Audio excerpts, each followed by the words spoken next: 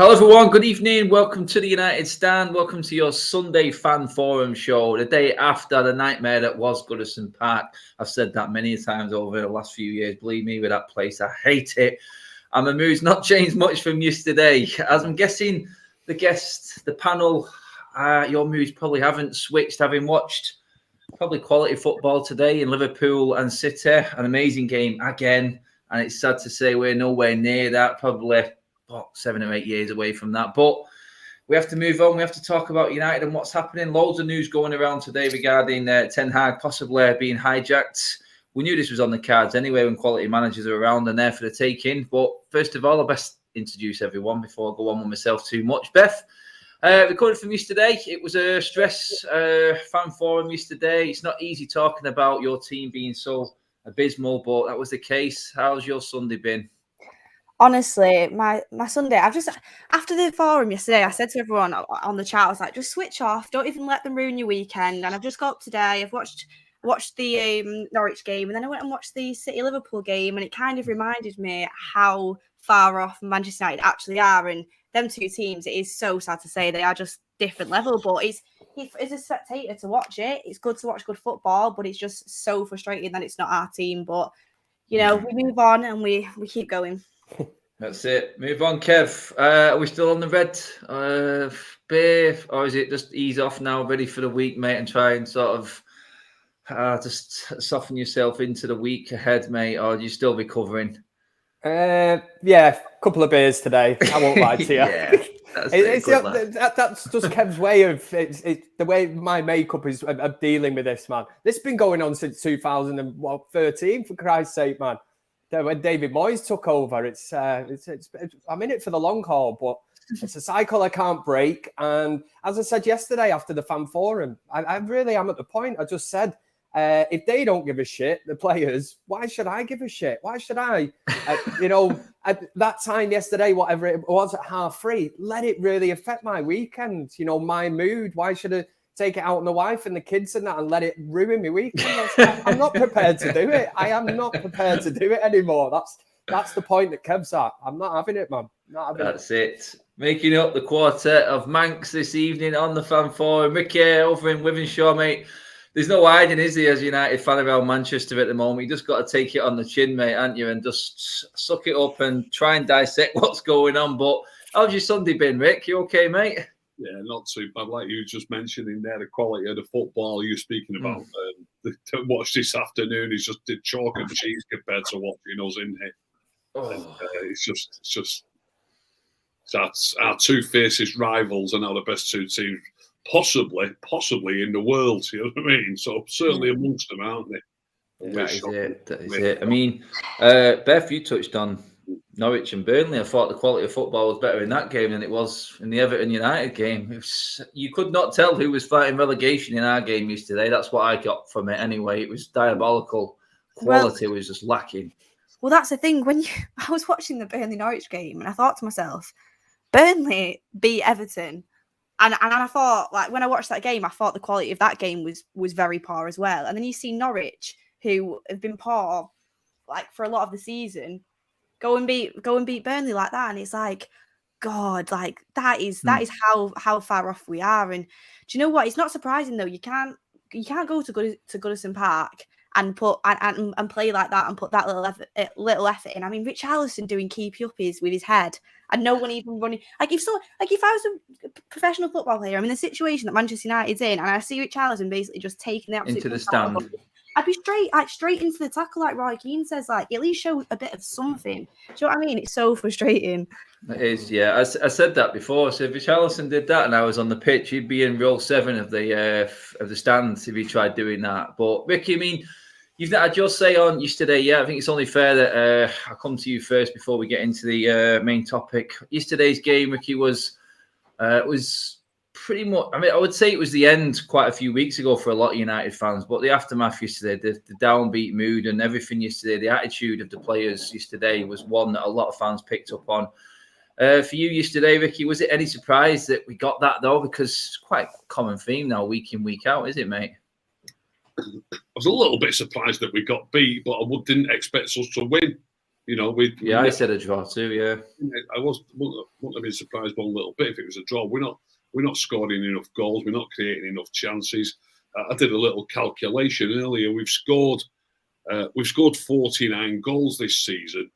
And I know when you take an average, obviously you have good games and bad games, but we've had 3 particular games that were like just came from nowhere. I think we've scored 2 4s against Leeds and a 5 against Newcastle. So in the rest of the games, we've scored 36 goals in 28 games. You know what I mean? It's nowhere near good enough. It's nowhere near, and it doesn't. No. And I don't expect it. And if you look at the teams at the bottom of the league, Watford have took 4 points. The bottom 4, Watford have took 4 points off us, and Everton. Everton have took 4 points off us. Burnley have taken points off us. I don't think we've scored more than 1 goal in any game against them. Even the one Burnley, we beat Burnley 3-1. That's the only one. But in that, Ricky, I said the same thing yesterday in my fan vlog. In the away games to the bottom 4 teams in the table, we've not scored more than 1 goal in any of them games in the away fixtures. Not scored more than 1. That itself just brings up your point now in terms of lack of goals that we've got this season. We're going to get into that actually later on in the show in terms of what's left as well. But I just want to start with the news coming out of the Mirror and some Dutch sources. I'll come to you first, Kev, mate, on this one. We said all along, just get it done. Only United can cock this up. I mean, this report of RB Leipzig coming in for Ten Hag and trying to scupper the deal. I mean, it has been going along for a while. It's been lingering around a while still, but it doesn't fill you with any confidence that it's Manchester United dealing with this. And little stories like this just put that fear back into you, don't they? Again, it's like everything is laid out perfect for you, but something is stopping the deal being announced, whether it be Ten Hag negotiating what he can get, how much power he gets or whatnot, like we've discussed. But RB Leipzig, that's just a smallish team, no disrespect, but no reason to say someone else can't come in and do the same, Kev, really, is there? If you just don't act, it could all go wrong. That is the worrying thing. And it's exactly why I said the other evening on the show that I'm still kind of holding back on getting excited about Ten Hag, because I still think deep down the club would love to appoint Pochettino.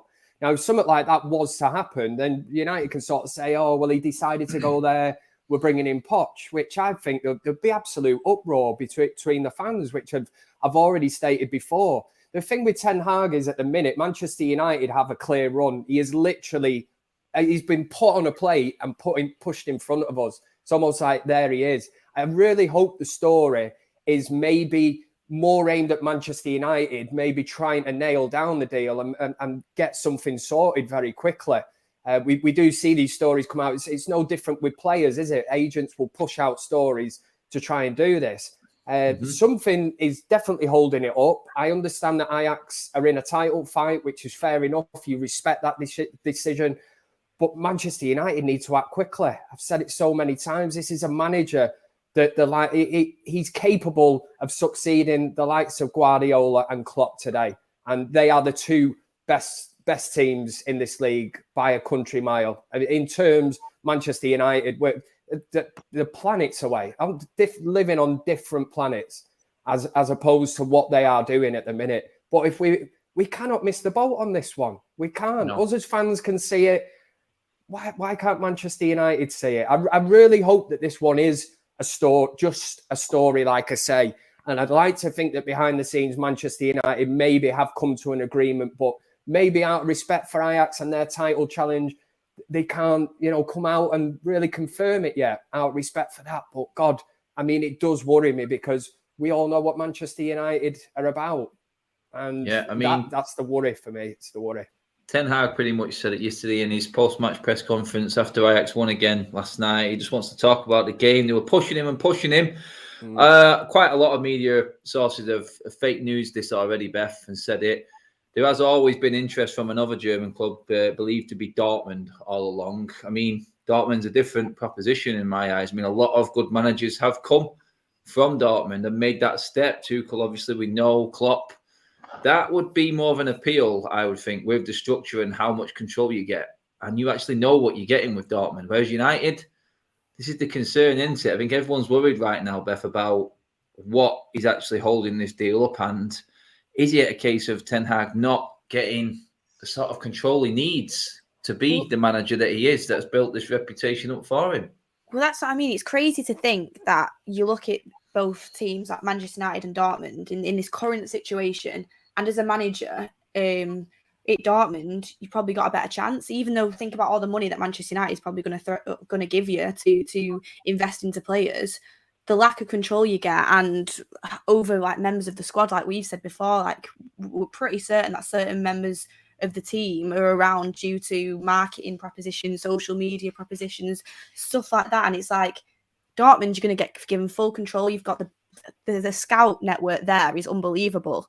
But when you look at it in Ten Hag's position, he's not the youngest manager. I think he's 52, is he? So now, I think if he was going to make that step to Dortmund, you're eventually going to want to make that step up again, the same way that Tuchel, the same way that Klopp did. And I think he is ready to go to a club like Manchester United in the Premier League and do something there. The only thing is, for him, it is more of a risk when it comes down to reputation, because think about the list of failed managers since Sir Alex Ferguson left the club. Like, it's just every manager realistically has ended up being a failure, and the reputation got tarnished. I mean, Moyes, he's come back now with West Ham, but it took him a while to get there. Mourinho, again, everyone was saying that he was finished once he left Manchester United. He went to Spurs and then ended up going to Roma, and now he's slowly kind of, I mean, it's in the Italian league, so the same respect isn't there. It's a hard place. It's a very hard place for a manager to come right now. The situation that the squad's in, the attitude of the players, will he get full control? And that's why I quite like the fact that I know that if this deal had been done, we'd get the Fabrizio Romano, here we go, even if it wasn't an official announcement from the club. So you'd get that. This deal isn't done. And from what people are saying, I believe it's because Ten Hag is pushing for him to be clear on his situation, that he does want full control of this club, and he wants to be able to do what he needs to do to get it back to be successful, and he wants to make them decisions himself. He doesn't want them made for him by the board, and I completely respect that.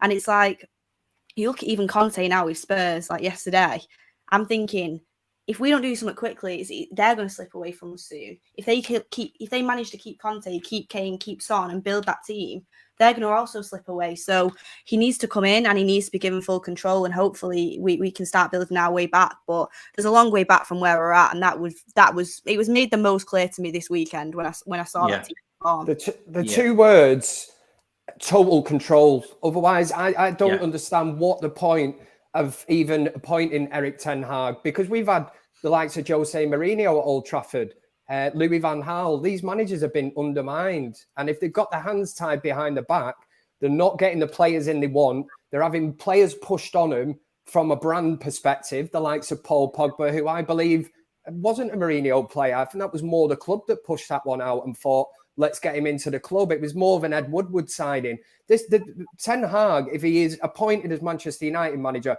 has to be given total control of Manchester United. And that is what Manchester United are scared of. That is why they would prefer to appoint Pochettino, in my opinion. It's the easy appointment. That's it. I'm just getting a few reports all coming through at the same time as I'm going through the show. We'll touch on stuff like that. Does anyone know if there's any truth in the Pochettino-Chelsea kind of links that came out this morning? We don't know, because it's silly season right now coming to an end, and everyone's putting two and two together to make reports right now. So I don't know how much of this we can take. I mean, Ricky, I want to bring you in onto this one, because Kev just said they're complete control for Ten Hag. I heard you talking the other day about how Ten Hag works in terms of not looking at a player's age as a problem, whether it be younger or older. There are players in our squad, both ends of that scale, Ricky, and it does seem like I seen what Ralph Rangnick's doing with Lingard as him lashing out at the structure of this football club. The club making a statement on deadline day saying he is an integral part to our running to the end of the season, and Ralph Rangnick not playing him. I say that's him lashing out and saying he's not in my making. I think this is where Hag would actually be looking at it and going, I need to be able to choose from whoever I want. Like, I know you talked about Daley Blind being a permanent fixture, not missed a game all season for Ten Hag. He will need to be able to implement what he has done before to actually get the best results for us. And that full control is going to be pivotal for that, isn't it, Ricky, mate? Yeah, he definitely needs to have full control. Exactly who he's going to like and who he's not going to like. We can sort of only guess. Obviously, we've got good clues in the type of football that he plays. People who look after the ball, pass it well, not too many glory balls. I would assume he's not going to be too keen on Bruno, the way Bruno plays. I would assume, is Matic nearly at the end of it? Is he at the end of his contract this year? He might be gone, I don't know. But I would have thought he would like Juan Mata, and the fact that he's 33 wouldn't put him off. The way Juan Mata played yesterday, you probably saw the link that I made yesterday. I didn't realise that he hadn't set. You sent it me, mate. You sent it me. Sorry. He hasn't set foot on the pitch in the Premier League all season until yesterday. And when he comes on, he makes us look more like a team. He's really pulling strings. The number of times he put Elanga into a good position to cross. It's just a different level. It's just mind-boggling. Now, I'm not saying, I know we've discussed this many, many times. I'm not saying that Juan Mata is fit enough or young enough to play every match and certainly maybe even to play full games when he plays, but he's good enough to play for an hour. And we'd be a better team if he played. And I'm sure that's the type of player that Ten Hag would like. Now, we might not have Juan Mata, but he might have other players in mind. Obviously, Van der Beek played for him. I think he's immediately going to get Van der Beek back, and he'll get a lot more game time. But yeah, he has got to have total control. And if he has got total control, there are certain players getting lots and lots of game time that I wouldn't have thought he would like. So, watch this space. Yeah, that's it. Beth, it's transfers.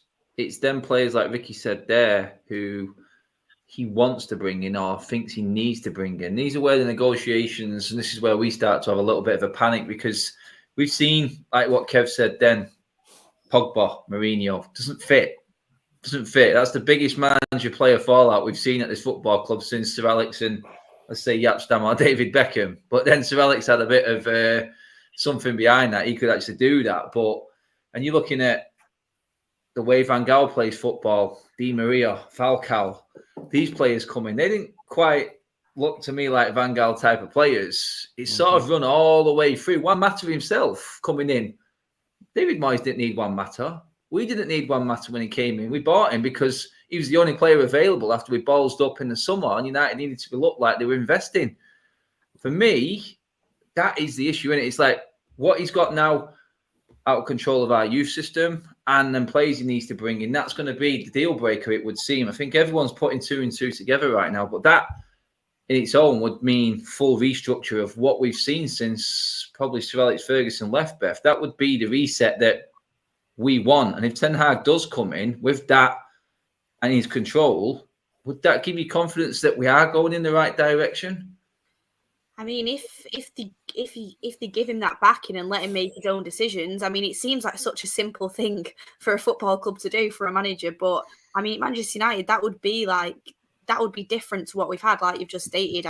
When Sir Alex Ferguson was at the club, he was so loved and adored by everyone, and he had full and total control, and he came before all the players. Sadly, when he left, since then, the players and the star players, as it appears to the world, they have probably more control and more dominance than the managers because of their popularity and because of, like, football players now, they're kind of like mini influencers, aren't they? And they've just got that power. So I think that's been a problem since the later years, that you don't see at other clubs a lot of the time. And it's Manchester United, it seems to be so prominent. But like you look, and I don't want to keep comparing, but you look, for example, at Liverpool, they've just got Luis Diaz in for 40 million. He looks like a great player. And they got Jota in. I don't know how much they paid for Jota, but I'm considering it wasn't that much money. These the players that have been scouted, they're not English players, but Klopp has scouted these players. He came out in his press conference and talked about how he scouts for players watching these games and stuff like that. And they give him full control and they let him get who they want in. They've bought, not every transfer goes well, but the majority of their transfers have bought excellently. And that's why they've placed players in a team that can come straight into his system, straight into a first team, that he knows he's going to be able to get the best out of, and that work as a team and work collectively. Ten Hag will have a plan of what he wants to do. Most managers do. And he'll know players to suit a certain system and that he can coach to get his system. He'll know about that by scouting them and looking at them. Manchester United need to trust him to do that and give him time to implement this process. And that would be different to what we've had in the past. I mean, Mourinho's come out and said it. Van Gaal's come out and said it. They've given lists to the board when they were there.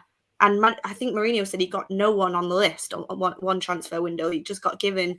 They've said, well, you've asked for a centre-back, so they've got a different centre-back that he wasn't even on the list. The same with Louis van Gaal. When he came out and said the players he wanted to bring to Manchester United at the time, I mean, a lot of them have gone on to have such extremely successful footballing careers. And it's just like, this board needs to realise they're employing someone to make the footballing decisions. They don't make them decisions. And that would be a start. And hopefully that's when you'll start to see improvement, because you give a manager players that they don't want and can't fit a system, it's going to be extremely hard to get things working. And that's what you can see now. A lot of individual players that have different type of talents that would work well under different systems. But unfortunately, we've massively overpaid and these players don't gel together. And that's a problem.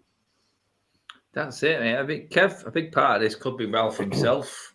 He's had, I covered the press conference on Friday, and he said he's had no say-so in terms of what manager comes in. He's not had anything there. He knows who the club have interviewed, so the club have obviously had to have spoken to him on that. That could be a big key factor in all of this in terms of if Ralph can pass on his knowledge of this current squad. Because yesterday in his press conference, Kev, I don't know if you've seen it, he was quite damning on the players. He really went in on them. Don't deserve Champions League football. I mean, if anything, that is going to be massive. If he does have communication with whoever the manager is coming in, there is a lot he can give and a lot he can say and say, look, if you want to move forward at this football club, obviously they're not going to give him permission to talk to anyone right now, because he would say it would uncover a lot and make scupper any sort of deal. But that is key in it, Kev, because he's seen it and he's seen how this club works, and he has to be passing that information on to give anyone a leg up. Because like Beth just said there, it's like managers have put lists in. You know what I mean? We could have got Diaz. We went and got Maguire. We had Van Dijk. We went and got Lindelof. And we could have got them cheaper than them players that we actually brought in. This is the problem, Kev. He needs to know what he's coming into, and he needs to be given that freedom to make his decisions.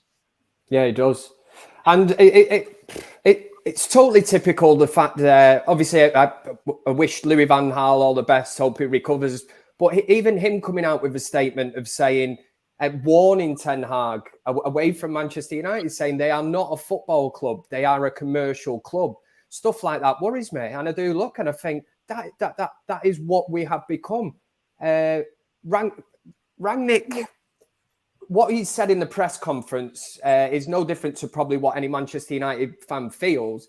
He's obviously trying to get a reaction from these players. He probably at his wit's end. This is probably like the last roll of the dice now, a push. It's going to be very, very difficult to get top four. But whilst Arsenal still look a bit shaky, but you have to look at Conte and the comments that he come out with not so long ago, where he more or less, I think we were on the United stand that night, and after the game, Tottenham had been beat. He was more or less saying he was considering his future at Tottenham.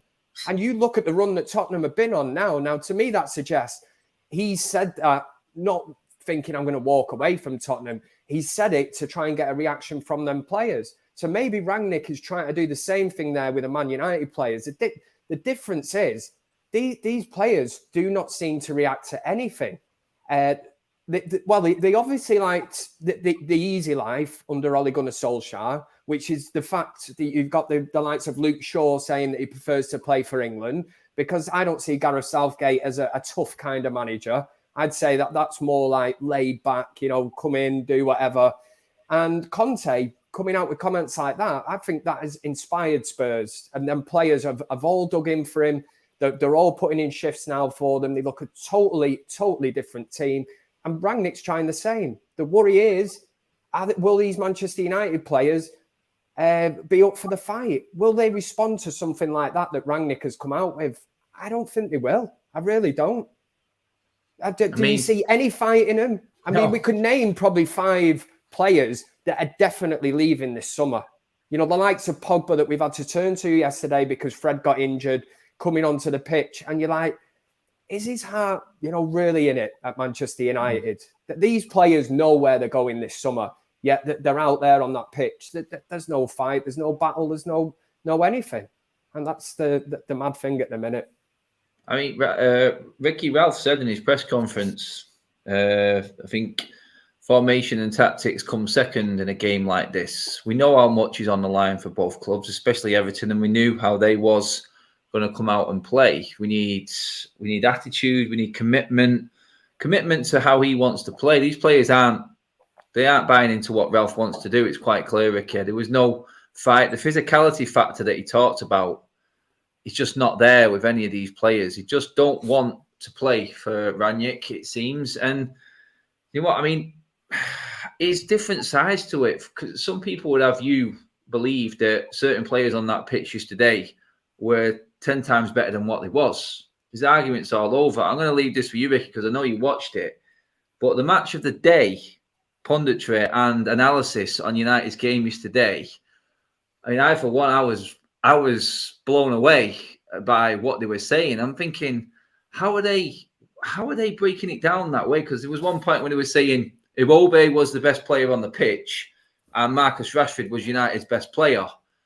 And I looked at it and I went, I didn't see how that was, mate. But in terms of the effort, I want to just get into the game a little bit more, mate, on certain players. But do you feel like the influence, and we've spoke about this on other shows, and I wanted to get your opinion on it, the influence of so-called pundits and ex-players talking about other players makes people believe that they are better than what they are and definitely performing better than what they are, because I didn't see any of that yesterday. Rashford had 2 attempts, well done, no problem, good attempts, but that was it as far as I could see, Ricky. I mean, did you see any one player particularly stand out at all yesterday?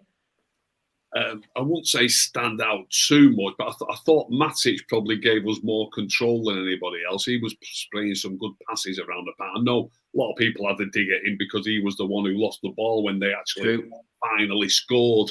But I often say this, don't outcome bias. You know, lots of players give the ball away, but a lot more times than Matic did. And it just so happens that they didn't go up the other end and score. So to point the finger at him because it happened to be that moment, and obviously quite a lot more happened. There was more opportunities to get a tackle in or to clear it. Was awful as well from Fred. Yeah. So it's just one of those things. Whenever a goal's scored, they've got to get the ball from somewhere, and if they happen to have got it from a player who's not give it away quite as much as the others, I think it's harsh saying he should have done well. Obviously, he should have done better, but it's harsh criticising him for it. It's just the look of the draw where the goal comes from. Talking about the match of the day pundits, and a lot of the pundits, and I think it was Danny Murphy who was on, was it? A lot of the English pundits, I think they're like, I'm not sure if they just try to defend either A, the really famous players, or B, the English players, or a little bit of each. But Marcus did great to get that header in, and I'll be honest, I said at the time, I don't often see him getting in between 2 centre-backs and having a header at goal. It's very, very rare. And it was a great effort, credit where it's due. And it was a decent shot that Pickford saved as well. But other than that, he was pretty anonymous. Now, I often used to argue with people on here and on Twitter and what have you, where people were saying he was playing great. And I was saying at the time it was only because he was scoring some goals. On Match of the Day, they're basically saying that he played well because he nearly scored rather than that he did score. Do you know what I mean? So, it's just, he was just, to me, pretty nondescript, really, but he did have 2 good efforts. It's not enough. What else were they talking about? You're talking about the effort and the people getting. I always say this. I'm not too sure about that. I'm not too sure. Bruno was running all over the show. Sometimes we need to show a bit more. People will think I'm just nitpicking because it's Bruno. I saw the list of players who ran the most. Iwobi ran the most, and I think Bruno was second. Yeah, was he second? Yeah, do you know what I mean? You can't knock that. Of course you can't. But I just sometimes think about our team shape. Maybe it could be misleading. Somebody could be running at times where they shouldn't really be running. He should be standing still and letting them pass it backwards or sideways when they're trying to play through you.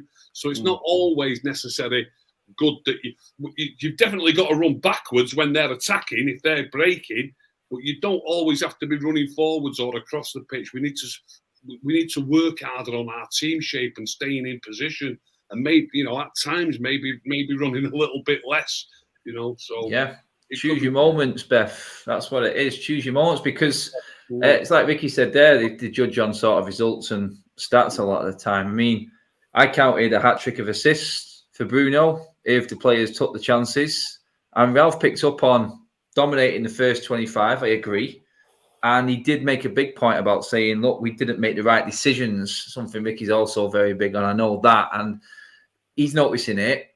So why, when these players face that little bit of adversity, a goal going against them, do the minds and the mentalities change to not going back to where he was dominating the game, go back to what he was doing? And then maybe them chances will come again and you make the right decision this time. But it just seems to be like that mental block, like Ralph was picking up on in his press conference. He's always there. And he also said when we scored the first goal in his post-match press conference, we're normally all right. We can see it out. But, damn, you've got to be able to deal with a goal going in, Beth, haven't you? I can't be the be-all and end-all. Said it before, I say it again, lack of leadership, lack of mentality. Like you look at the players on the pitch and have to see it, the way the body language doesn't lie. Like, it's just, I really do think they're missing some leadership out there and just some.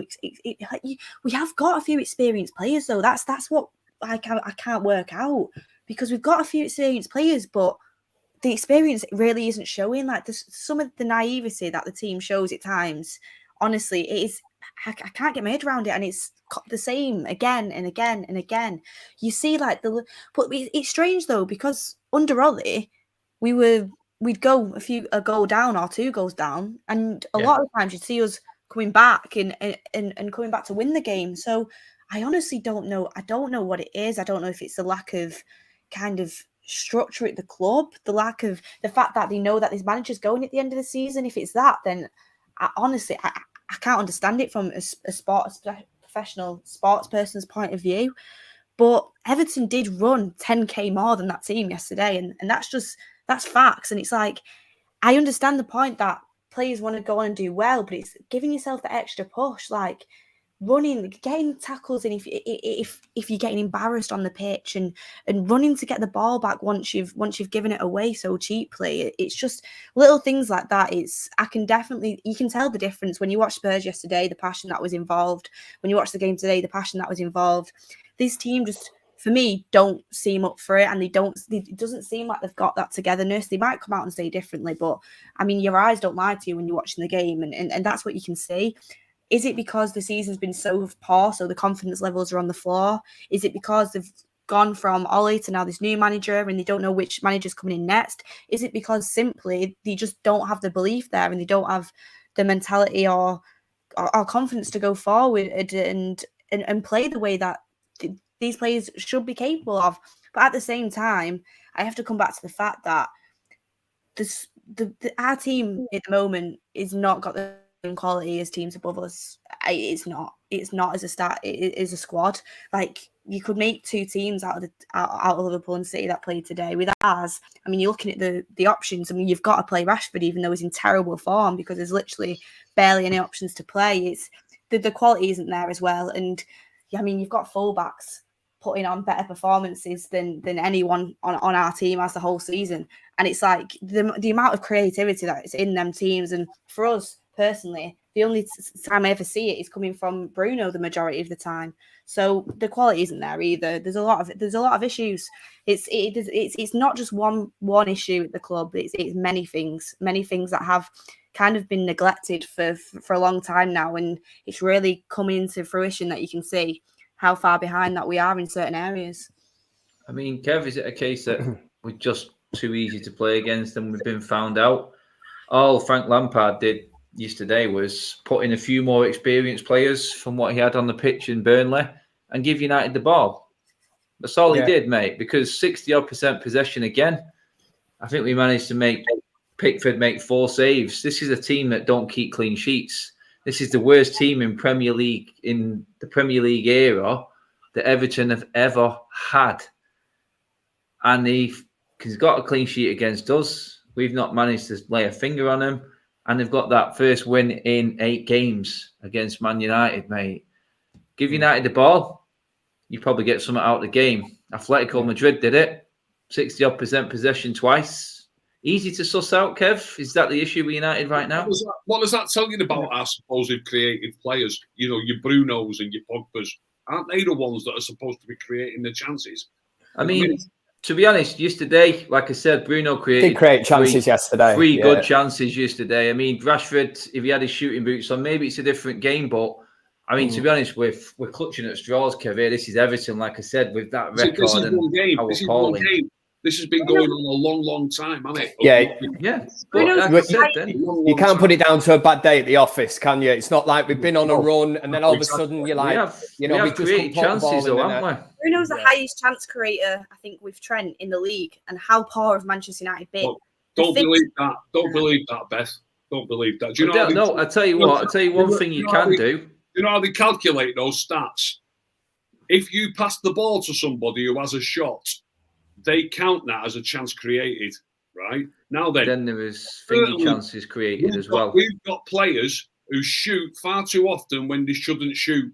So that's why we've got, and especially when Mason was still playing as well, shooting far too often when they shouldn't be shooting. No matter where they are on the pitch, if you happen to be the person who passes it to a person who shoots, they call it a chance created. It's not a chance created at all. Not one bit. I agree. I still think it is very one-man team through him, and the finishing has been poor for a while now from everyone, including Bruno himself, compared to what he was like last season.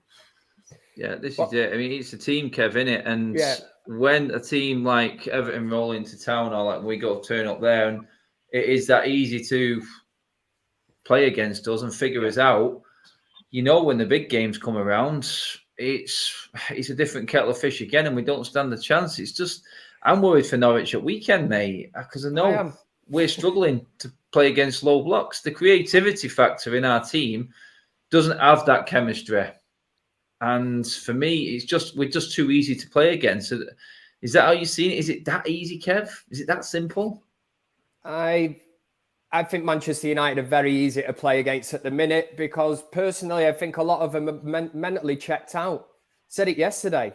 At Goodison Park yesterday, there's players sort of strolling around. And I said it, they might as well have had sombreros on, inflatable unicorns on, flip-flops, goggles, a lot, because they're just looking ahead to the summer and their own career. Not Manchester United, not pride, not playing for the shirt, nothing like that. Not even playing for a move. You know, that's the thing that surprises me with some of the players. We know they're going to be gone in the summer, but would you not just put it in for yourself, you know, and the fans that make the journeys up and down the country all the time? And no, the simple thing yesterday, Frank Lampard would have come out. For me, I've said it, Man United have checked out. Everton are fighting for their lives. But these United players are like top four, you know what I mean? Don't really want to be in the Europa League, probably. So from Everton's point of view, they are a team. Like Beth just said before, we're a team of individuals that rely on moments of individual brilliance, which we have seen, but it isn't sustainable until we get a system, a style of play, which we haven't got. And it's very difficult to pick players and try and put them into that. All you're doing is throwing round pegs into square holes every week and trying to sort of put 11 players out. There's no system, nothing. And the wake-up call, well, I woke up years ago, man, but you see that game today, Manchester City against Liverpool, and it's like when they pick these combined 11s. We're at the stage now when we play City and Liverpool. There's not a single Manchester United player in the team. We're playing City, combined United City team. It's just going to be the City team. Same, you know, how many players in our squad would get in, you know, Manchester City or Liverpool's team? Even none at the moment. No, absolutely none. None of them. Probably won't get in the reserve. Probably won't get in City's reserve team. Yeah. Because of something bringing on today, that Mahrez is unbelievable. What a player! Mahrez would be starting games for them every week. Yeah, I mean, Jack Grealish on, you know, with 10 minutes. Oh, God, 100 million on him. Oh, stop. No, it's killing me now. It's killing me. But, I mean, Ricky, I mean, I was talking with Graham yesterday, who's on the fan vlogs quite a lot. He was distraught yesterday, like anyone. He couldn't believe the reaction of the players walking off the pitch, mate. I mean, he did say one thing, though. He said, the silver lining out of all of this is probably that it being so low and so bad gives you the perfect opportunity in the summer to do a reset. There's no more. And I said this earlier on today. We've run out of paper, Ricky. There's nothing else left to paper over the cracks, mate. It's gaping. It's turned into a canyon. And if anything, might help us out. I'll tell you what tickles me, and I don't know if any of you three were part of it, but people who were saying Ollie had left us in a better shape than when he started. Do you know what I mean? No. Everybody was saying that, weren't they? Do you know what I mean? We're not in a better shape than when Ollie started. We've gone backwards. No, I'm in agreement with that. But I know Rangnick's been in charge for a few months, but it's still the team that Ollie, was using. In fact, somebody sent me a clip today about when we got beat 4-0 at Goodison, and Ollie said, a lot of these players won't be with us. Do you know how many players out of that starting lineup have actually left the club? Was it one? Years later, 2 players have left the club. Martial as well, but he's only on loan, so he's not really left the club yet. You never know if he comes back. He could do. But the 2 players who have left are Chris Smalling and Romelu Lukaku. So was it all their fault that we got beat 4-0 at Goodison? Was it nobody else's fault? You know what I mean? Yeah. This is madness. If anything, that there to me, Beth, leads down to a key word, which is culture.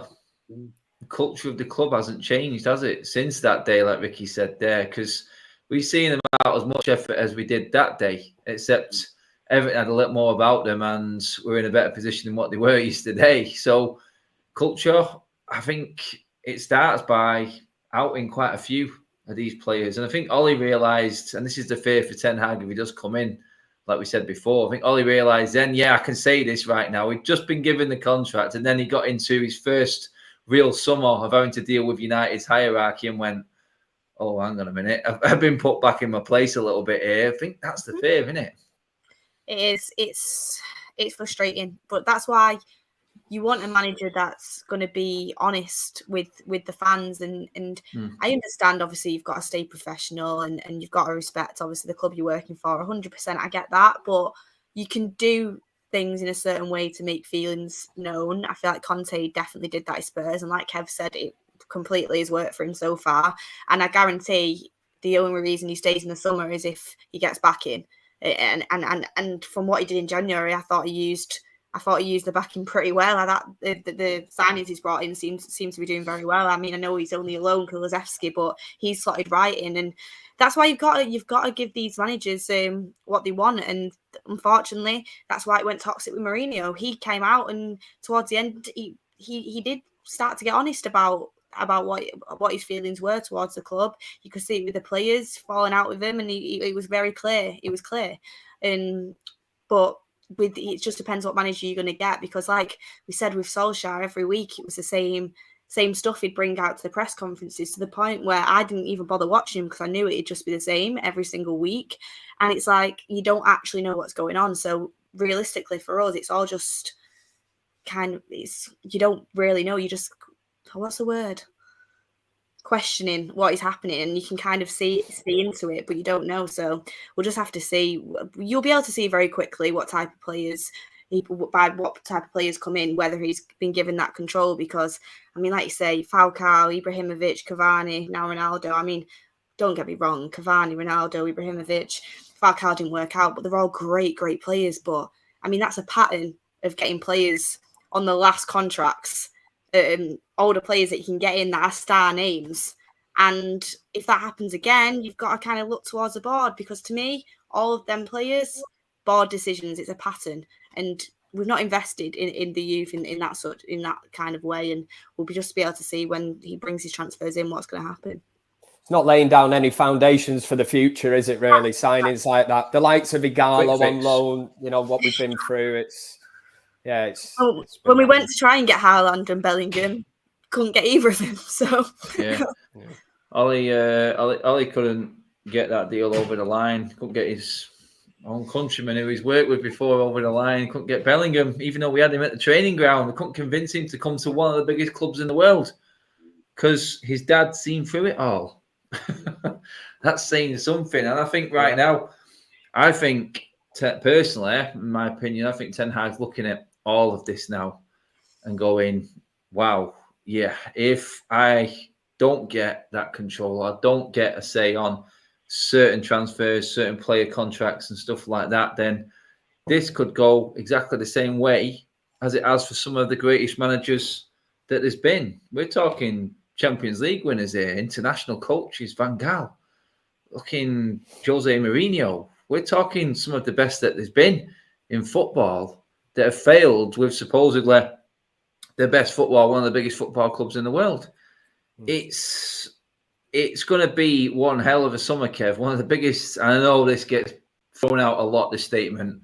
Biggest summer in United's history. I think it's the biggest summer every single year, isn't it? But right now, I've not known it to be this toxic. And everyone keeps messaging me about the video I put up yesterday of the players leaving the pitch and heads down, not even acknowledging the players. We're talking the captain, Harry Maguire, head down. And I didn't think Maguire was the worst player yesterday. I really didn't. I thought he handled Calvert-Lewin well, got him subbed off. Didn't really have one of his real awful games. It's just a captain of Manchester United. After that, walking off with your head down, that for me would be one issue that Ten Hag would have to come in and sort out straight away. Like I said to Beth, the culture of this football club, it needs a leader who's going to lead the team and set an example. If your captain walks off with his head down, what's the rest of the team going to do, Kev? Do you know what I mean? It just doesn't get it, does it? It doesn't get it. We've spoke about it before about Harry Maguire. Like you say, I wouldn't say he was the worst player out on the pitch today, but I mean, in the first 5 minutes, you know what to expect against a team like Everton, battling for their lives. They're going to come at us. And as I said yesterday, you've got Harry Maguire on the ball, puts it out of play. Here's Kev. Kev's watching the telly thinking, somebody's down here injured. You know what I mean? Harry's done the good thing here. And then I'm looking and I'm like, nope. It's just Harry Maguire. He's just played the ball straight out of play. And I'm like, and then it just sets the tone for the game. He's supposed to be the captain, the leader of Manchester United. And as you rightly say yesterday, I think it's absolutely disgusting the way the players left the field. And I understand, you know, they've been beaten, that they might not want to go over. But the video you put up, you can clearly see, I mean, the fans. And when I'm watching it at home, you know, it's hard to kind of gauge exactly what's going on. So obviously years ago, you didn't have social media, you didn't have phones and stuff. You basically went to the pub, and if your mate had been at the game or you've been yourself, this is where you heard about these things. Now it's all kind of put out there, and you get to see exactly what's going on. And for me, I expected nothing less. You can say whatever you want to say. I would not disrespect any Manchester United fan there yesterday that was shouting, doing whatever. I always say I'm not a big fan of people that stay behind after games and shout at Harry Maguire, shout at Marcus Rashford, whatever. But people have paid good money to go there yesterday. And this is not a one-off. It is not a game where we've just, like I say, it's 1-0. We just couldn't score. You know, we played well, 60-odd% possession. This has been going on for ages, man. And that's why we're tearing our hair out. And quite rightly now, the fans, they are turning on the players, and they're going to say, what is this shit? You know, and it is horse shit, man. It's really, really bad. I mean, I thought we couldn't have sunk any lower. I mean, as lower as a snake's belly. And it's going to get worse. That's the thing that's worrying. And again, if I don't laugh, I'll end up crying. I can see it getting a whole lot worse before it gets better. And the main thing is, if they do appoint Ten Hag, he has to be given total control, which is why these stories now are coming out. Maybe he's got some kind of indication that he's not going to be given total control. And if Louis van Gaal's in his ear and saying, you want to watch yourself there, fellow countryman and all that, he might just be reassessing his options and thinking, you know, and especially after that match yesterday, I'm sure it would have come up on his phone, you know, Manchester United calling. He was probably like, you know, reject. Yeah,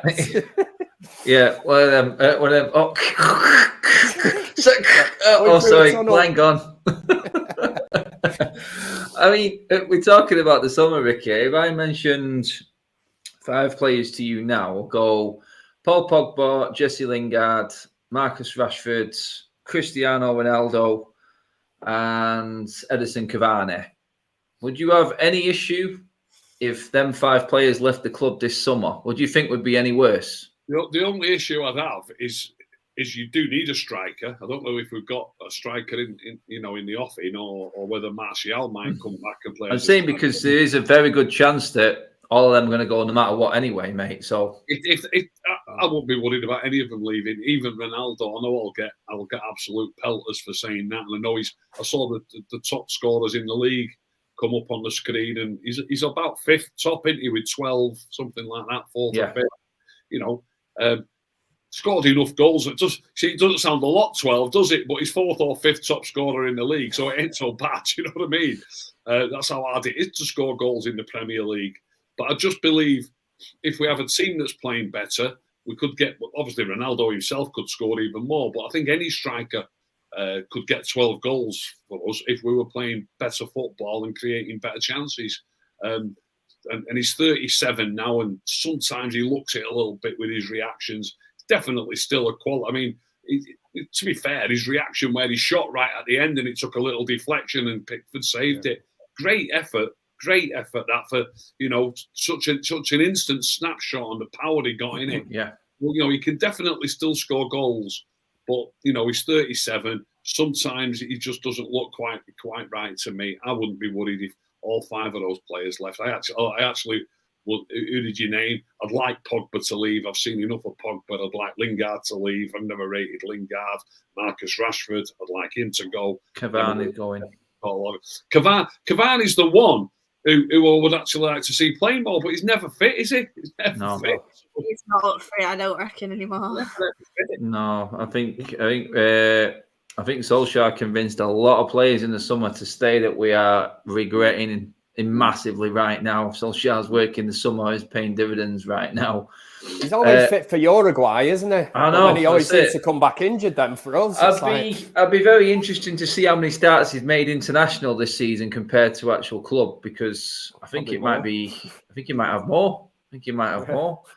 Takeaway's not here, is it, Beth? No.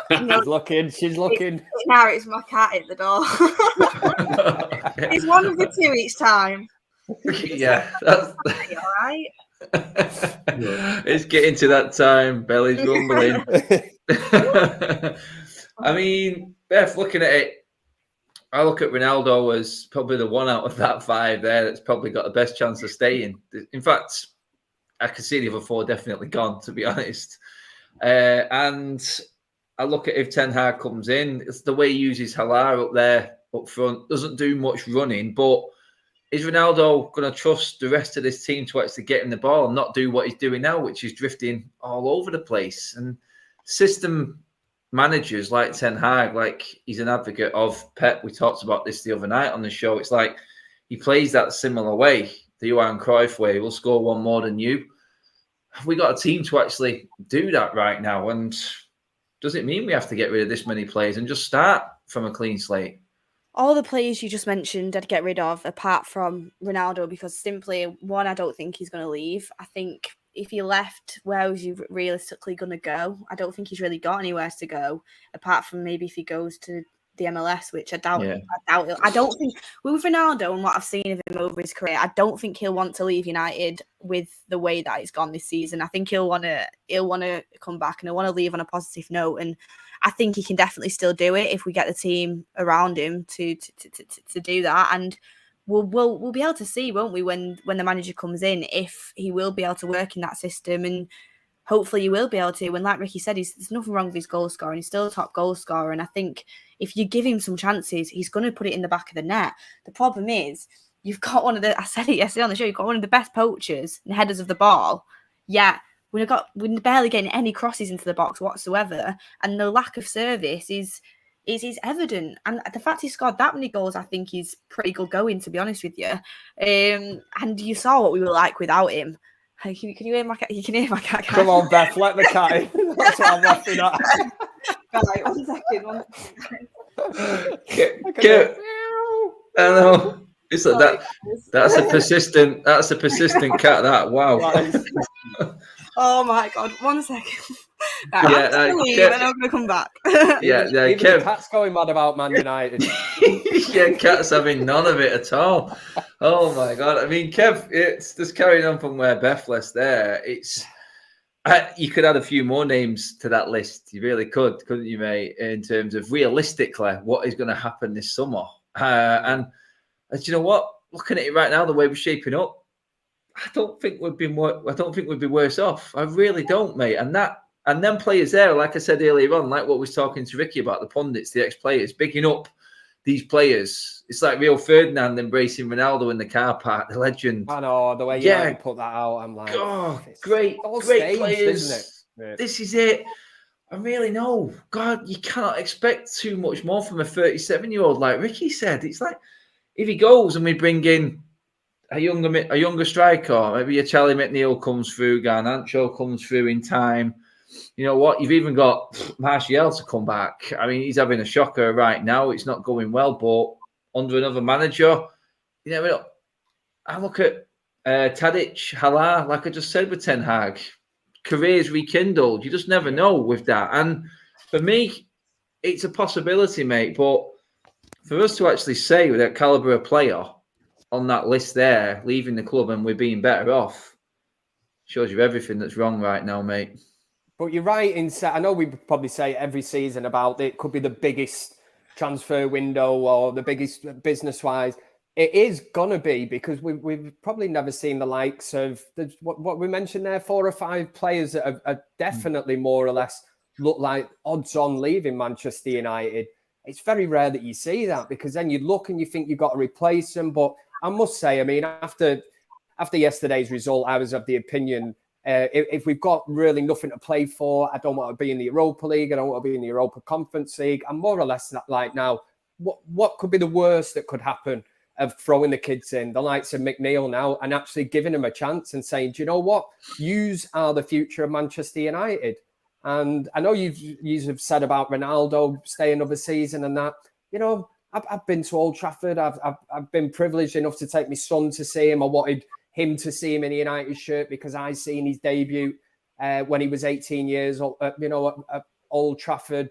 And I'm at the point, I'm like, but is he the future of Manchester United?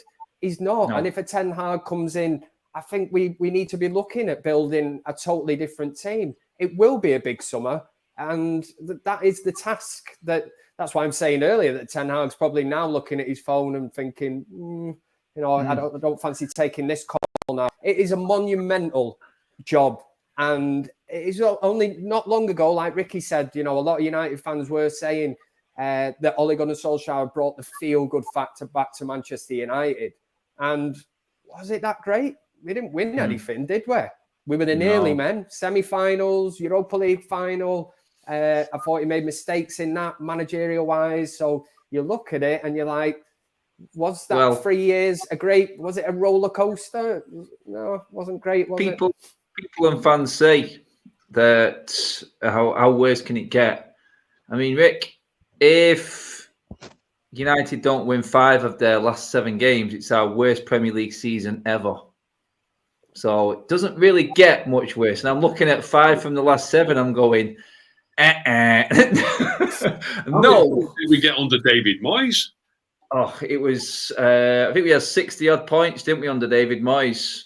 Finished 7th, was it? 7th. So someone's told me the stats. If we don't win 5 of the last 7, then this could be 5. Exactly that, mate. Looking at the games, no. I've got one thing in my mind that I'm absolutely desperate for us to do. Park the bus at Anfield and try and get a point there. They are still on target for a possible quadruple, aren't they? Beating our treble. I'll be absolutely distraught if that happens. I'll be absolutely distraught. You just mentioned the youngsters in. Just leave it till after we've played at Anfield. You just can't take Ricky on that, though. It's like you said there. You could stop Liverpool getting the quadruple, but allowing City to get the treble that we've got. There's no win, mate. There's no win. We're just doomed. How worse can it get, everyone? We're just laying it out for you on a plate right now. It's shocking. But Beth, on that worst Premier League season ever, time for change, surely. You know what? It feels like it as well. We've had discussions a lot of the times. Is it worse than David Moyes?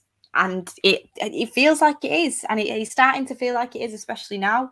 And looking at the points on the table and looking at the games we've got to play, it's going to be our worst. I think it's going to be our worst points tally that we've got. I can't see us winning 5 of our next games. There's no motivation in any of these players, and I think, like Mark was saying on the show earlier, some of these players will have burnt the bridges with quite a lot of the fans, the lack of effort they've put in towards the end of the season. Especially from my point of view, I'm thinking now, one more manager and you don't put in the performances again. How many times are you agreeing with you? How many times are you gonna throw managers under the bus before you start to look at the players? So I think these players have got to put in the effort for the next manager, and if they don't, then they're definitely going to have to start getting called out by the pundits as well on TV, because that's something we haven't quite seen. We've seen Rangnick being thrown under the bus, which I agree with in some aspects. I don't think he's done the job that I was expecting him to do, but at the same time, these players that have continually thrown manager after manager under the bus, they need to be called out, and I'm hoping they're going to realise that, and with this next manager, we're going to get 100% effort. But the Leopards changed the spots. I'm not too sure, so we'll have to wait and see. On that, feels like the worst season ever. Statistically, it actually is looking very likely that it will be the worst season ever, Premier League wise. That is, it's hard to see us winning them games. I'll be honest, I'm with Ricky. I see us maybe, 6 points. I can't see us beating any of the teams that are in front of us. I mean, Norwich will scrape it maybe, but that's for this weekend. We'll deal with that when it comes to it. God, it's long waits between games at the moment. God knows what these players are doing on the training ground all week. It's embarrassing right now, this football club. But we have come to the end of the show, guys, so we could go on for ages. But I just want to say thank you for all super chats, new members, and all your comments in the comment section tonight. Absolutely on point as always. I can feel the pain. I can see it in Kev's face. Beth and the cat. It's gone. Ricky, he's not an happy man. Believe me. Even the cat's I only see his reels are just enough. But thanks for tuning in, everybody. It's been brilliant. Beth, cheers for coming on. You and the cat. Yeah. Thanks for having me on, and we'll get him on the show next week. He's got a lot to talk about, but yeah, thank you for the viewers in the chat, and we'll see you on the next one. Yeah, I'm sure Kev will be up for Bring Your Pet to Stream Day. The dog will be having a say as well, Kev, no doubt. Oh yeah, certainly will. Yeah. I think it was it. Quite funny. I think it was when I started mentioning Harry Maguire, the cat went mental. It was trying to tell us something. I'm telling you, that cat is not. Animals are not daft. You know, if that cat watched the match yesterday. The amount of times it's been said in this house, you've got a trigger to that word, obviously. Yeah, that's it. Yeah, that's it. Trigger points. Rick, mate, cheers for coming on. Thanks a lot, mate. Enjoyed it. Thank you. Brilliant. Give the video a like on the way out, everybody. Subscribe to United Stand. We have gone over 1.3 million this weekend. So thank you very much for that. It is a journey that continues. Bottom right corner is the subscribe button there. Cheers for watching, everybody. We'll be back tomorrow. We'll see you then. Enjoy what's left of a miserable weekend. The Masters is on. Go watch some golf, maybe. I'll do. See you later, everybody.